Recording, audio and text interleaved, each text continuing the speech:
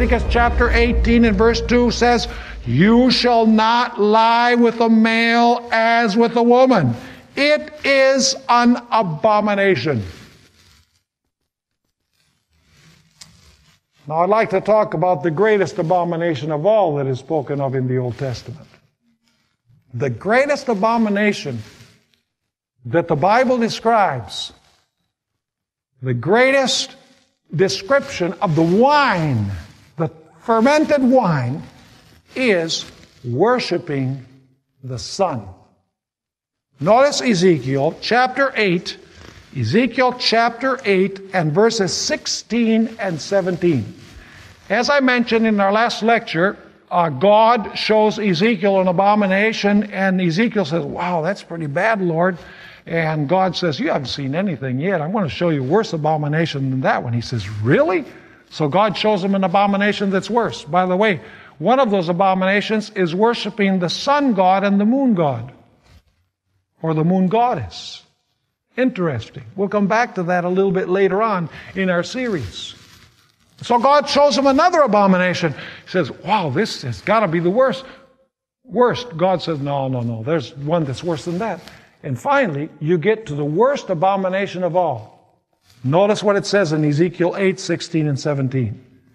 "So he brought me into the inner court of the Lord's house, and there at the door of the temple of the Lord, between the porch and the altar, were about 25 men." These are the leaders, by the way, the religious leaders. About 25 men with their backs toward the temple of the Lord and their faces toward the east, and they were worshiping the sun toward the east. And he said to me, "Have you seen this, O Son of Man? Is it a trivial thing to the house of Judah to commit the abominations?" Notice that sun worship is called abomination.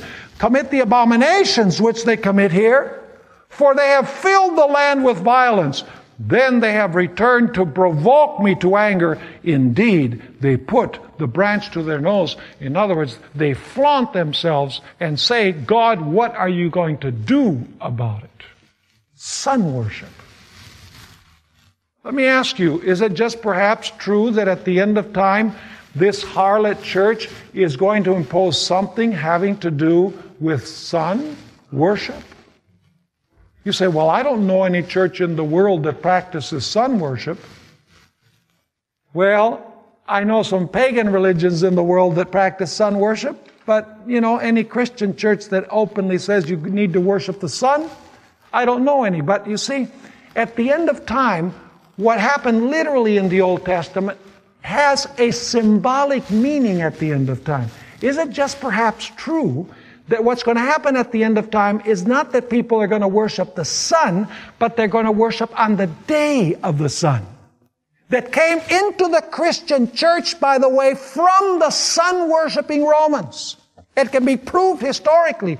And I'm going to show you a quotation from John Paul II where he says that the church Christianized the day of the sun. As if you can do something like that. You say, "Well, Pastor, it's not the same thing to worship the sun as it is to worship on the day of the sun," or what people call Sunday. Let me tell you that it is the same thing in principle. You say, "How is that?"